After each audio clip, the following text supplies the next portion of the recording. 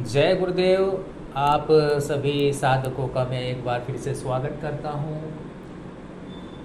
और देखिए, आज मैं जिस विषय पर चर्चा करूँगा वह पहले भी मैं इस पे कुछ बातें रख चुका हूँ साधकों के बीच में, लेकिन कई साधकों की जिज्ञासाएं जिसको पर्सन पर रहती हैं, जो उनके मन में जो है बात रहती है, जिसे वे समझना चाहते हैं और वास्तविकता से अवगत होना चाहते हैं, तो फिर मुझको वो एक प्रॉपर तरीके से वीडियो लेकर के आना पड़ा आपके बीच में,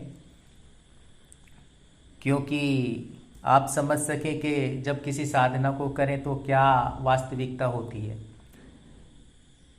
अब कई जो यूट्यूब पर वीडियो अपलोड की जाती हैं, डाली जा रही हैं, उनके द्वारा बताया जा रहा है क्या अप्सरा को पत्नी रूप में जो है वह सिद्ध किया जा सकता है, और क्या सिद्ध करने के बाद में उसे पत्नी के रूप में ही आप अपने साथ में रख सकते हैं। जैसे जैसे मैं देखता भी हूँ, कई वीडियो मेरे भी सामने आ जाती हैं और समय तो होता नहीं है, लेकिन कई साधक बता देते हैं कि गुरुजी वह जो यूट्यूबर हैं या वे बाबा हैं, उन्होंने ऐसा बोला है कि एक कोई साधक हैं, वो पत्नी रूप में रखकर अप्सरा को रह रहे हैं। कोई बिहार में है, कोई गाजियाबाद में है, कोई कहीं है, कोई देहरादून में है, तो पत्नी रूप में उन्होंने अपने साथ रखा हुआ है अप्सरा को।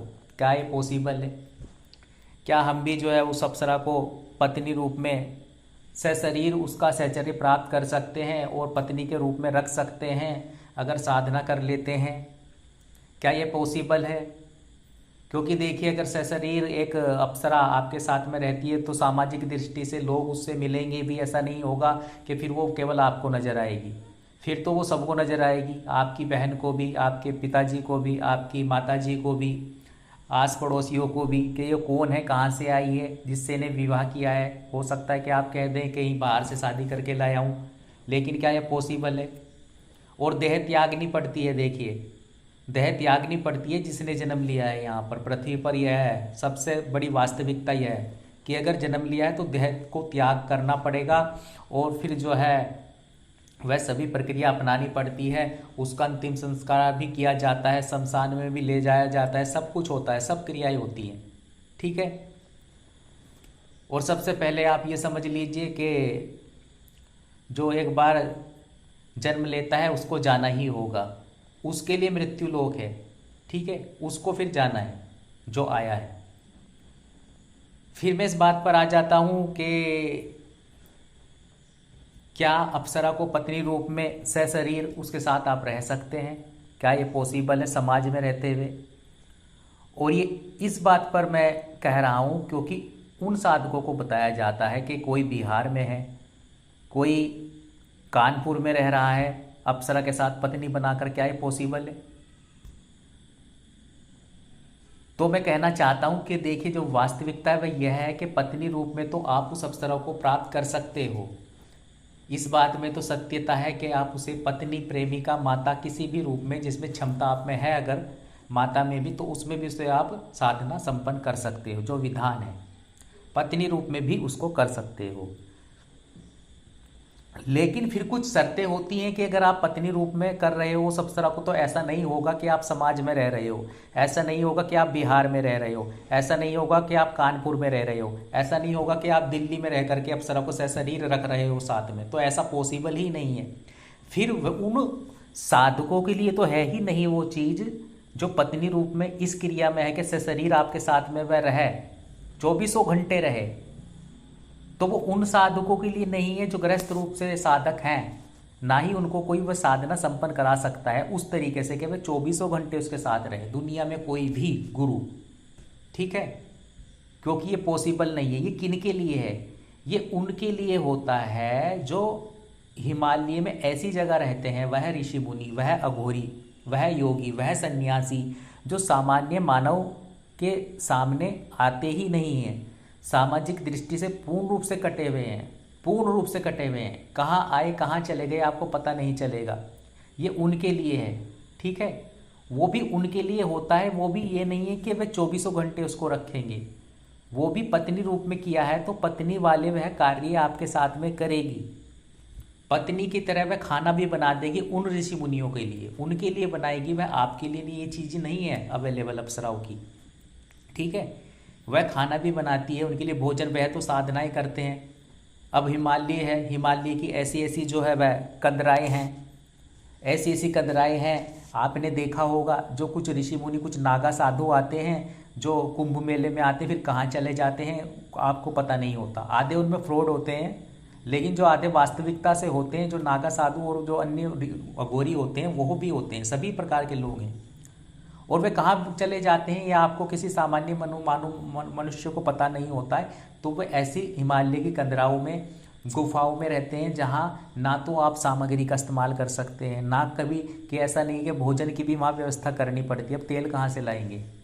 ऐसे दुर्गम स्थानों पर रहते हैं, छुपकर साधनाएं ऐसी ऐसी जगह करते हैं कि वहाँ पर चावल कहाँ से लाएंगे, तेल कहाँ से लाएंगे, सब्जी कहाँ से लाएंगे, खाने की व्यवस्था कैसे करेंगे, आग की व्यवस्था कैसे करेंगे। तो उसके लिए वह अप्सराओं को पत्नी रूप में प्राप्त करके उसकी सिद्धि प्राप्त करते हैं। और फिर वह जो अप्सरा होती है वह साधना में रत रहते हैं। लेकिन ऐसा नहीं है कि भोजन की आवश्यकता नहीं है, अगर है तो वो उनकी पूर्ति करती है। पत्नी रूप में वह कार्य करेगी अप्सरा, वह उनके लिए अवेलेबल है। वह खाना भी बनाएगी, वह 24 घंटे चाहेंगे तो 24 घंटे भी वहाँ उनके साथ रह सकती है वह अप्सरा। वहाँ कोई व्यक्ति नहीं जाएगा, वहाँ आस पड़ोस का नहीं जाएगा, वहाँ उनका भाई नहीं जाएगा, वहाँ उनकी माता नहीं जाएगी, ये कौन है, कौन स्त्री है, कहाँ से आई है, वहाँ कोई पूछने वाला नहीं है। वहाँ वह अप्सरा है, वह अघोरी है, वह नागा साधु है, वह सन्यासी है, ठीक है, जो भी उस अप्सरा का सहचर्य प्राप्त करने के लिए साधना संपन्न कर रहा है पत्नी रूप में, जो अघोरी है, माफ़ कीजिएगा सन्यासी जो मैंने बोला है उसके लिए, ठीक है। तो ये उसके लिए अवेलेबल होता है कि 24 घंटे पत्नी रूप में वह साथ है, वो साथ भी रख सकता है। और फिर उसके बाद में सामाजिक दृष्टि से ऐसा नहीं होगा कि वो देह त्यागेगी, वो सूक्ष्म रूप से अपने आप अपने स्थान पर चली जाएगी। जब वह ऋषि चाहेंगे, जब उसका कार्यकाल पूर्ण हो जाएगा, जब साधना की वह उसका जो है एक तरह से विसर्जन करना चाहेंगे, वह साधक, वह अघोरी, तो वह अप्सरा वह पत्नी रूप से उसे मुक्त करते हुए वापस अपने धाम में चली जाएगी, ठीक है ना। जो एक तरह से उनके साथ जुड़ी थी तो वो वापस चली जाती है अगर वह चाहेंगे, नहीं तो वह उनके साथ रहती है, उनका सहयोग उनको प्रदान करती है। वह अप्सरा पत्नी रूप में जो है वह सभी कार्य उन जो साधक अघोरी होते हैं उनके करती है, लेकिन ये उनके लिए है, ठीक है। अब मैं आ जाता हूँ इस बात पर कि जो कहते हैं कि वह भाई हमने साधना करवाई और वह जो है उन साधक के साथ में रह रही है, से शरीर पत्नी रूप में रह रही है। इससे साधक भ्रमित होते हैं, इससे उन्हें एक झूठे सपने दिखाए जाते हैं जो वास्तव में है ही नहीं।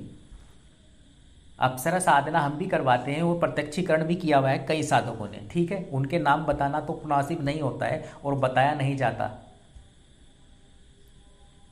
तो मैं कहता हूं कि आप पत्नी रूप में जो गृहस्थ साधक हैं वह भी एक अप्सरा की सिद्धि को प्राप्त कर सकते हैं।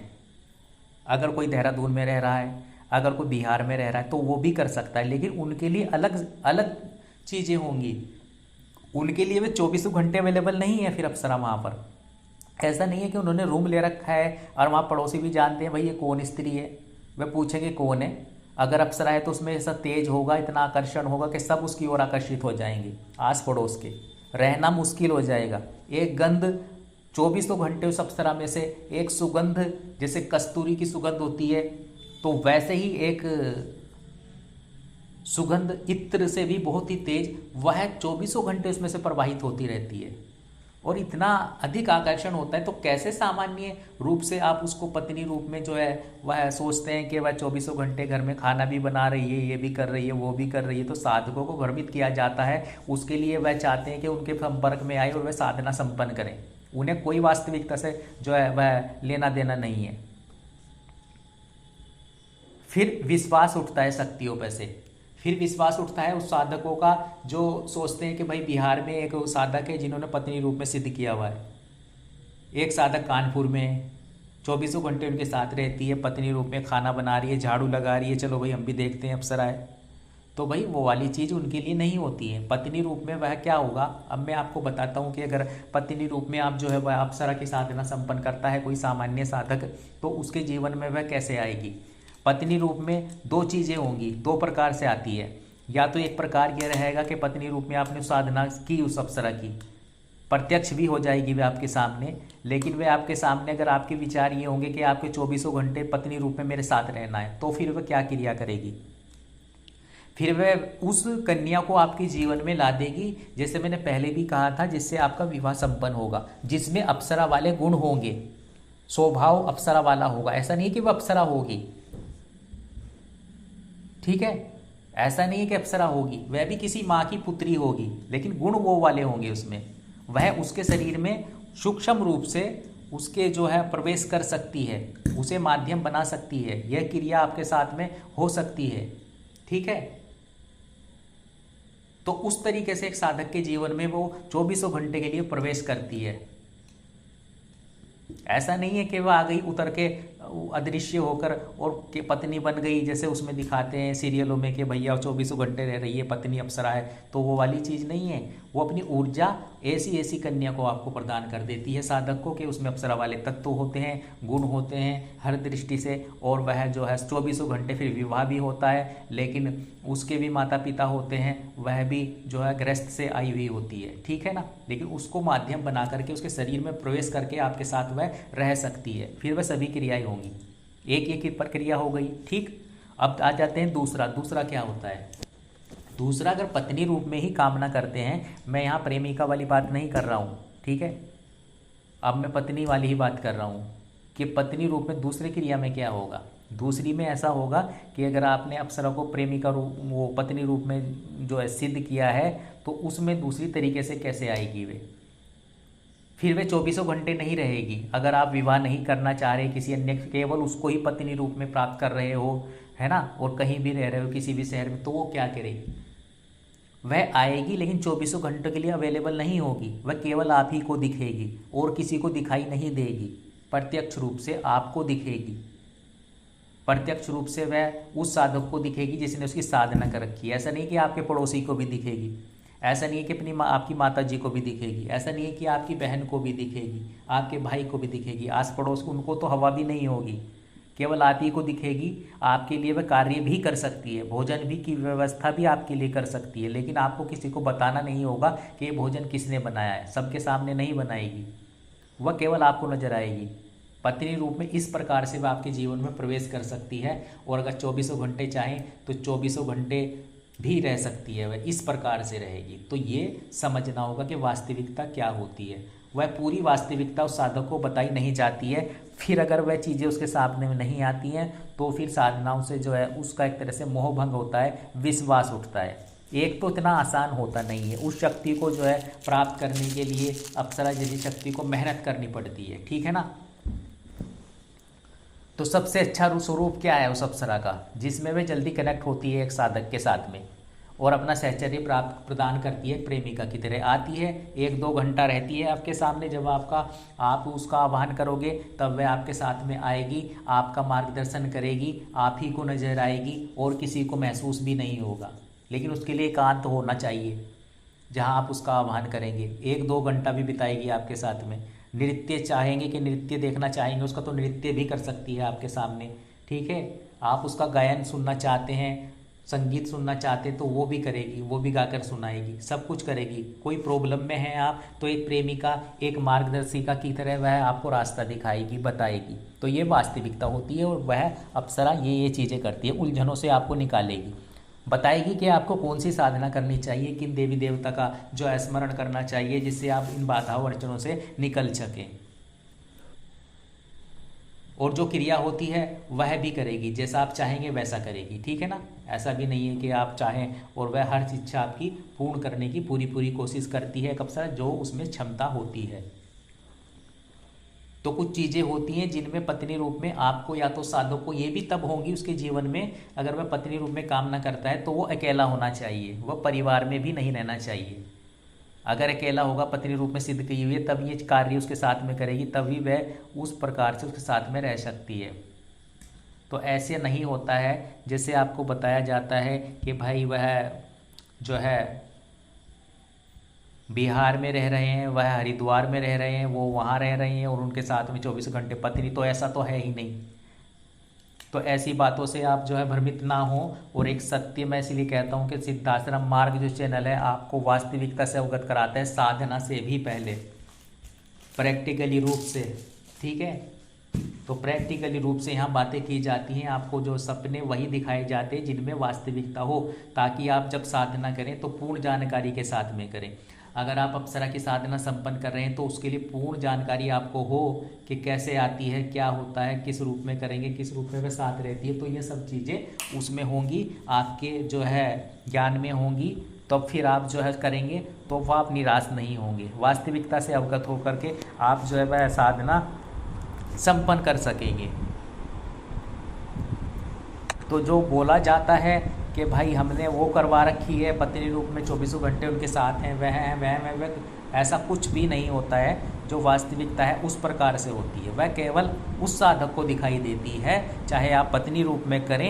एक बात ये भी मैं आपके सामने रख रहा हूँ, चाहे आप उसको पत्नी रूप में करें, चाहे अप्सरा को प्रेमिका रूप में करेंगे, चाहे उसे एक माता के रूप में करेंगे, ठीक है, तो वो जो है अप्सरा केवल आप ही को दिखाई देगी, आपके घर सदस्य वालों को किसी को भी हवा भी नहीं होगी, दिखाई नहीं देगी, ना ही एहसास होगी उनको। तो वो चीज़ होगी उसके साथ में। अब कुछ साधक कहते हैं कि गुरुजी फिर तो वह देह भी त्यागेगी, उसका अंतिम संस्कार, ये सब कुछ चीज़ें होंगी, वह एक शरीर के रूप में हमारे साथ रहेगी, तो फिर ये सब चीज़ें जो हैं वो बताई नहीं जाती हैं, उन साधकों को भ्रमित किया जाता है। तो ऐसा कुछ नहीं होता है, वह जब आप ही को दिखाई देगी और वो कब अपने लोक चली जाएगी ये उसकी इच्छा पर निर्भर है कि वह कब सूक्ष्म रूप से आपके साथ, इतना आप चाहेंगे जब तक आपके साथ रहेगी, और जब नहीं चाहेंगे, उसका विसर्जन करना चाहेंगे, तो वो अपने लोक वापस चली जाएगी। तो उसमें ये क्रिया नहीं होती है कि जो सोचते हैं आप अपने मन में, ठीक है। तो हो सकता है कि अब आपको अपने प्रश्नों का जो है जवाब जो है मिल गया होगा, और आप आगे बढ़ें, जो भी साधक हैं अब, और साधनाएं करें, सफलता प्राप्त करें। और वास्तविकता से मैं इसीलिए कहता रहता हूं कि अवगत होते हुए ही साधना में प्रवेश करें और संपन्न करें। तो जय गुरुदेव।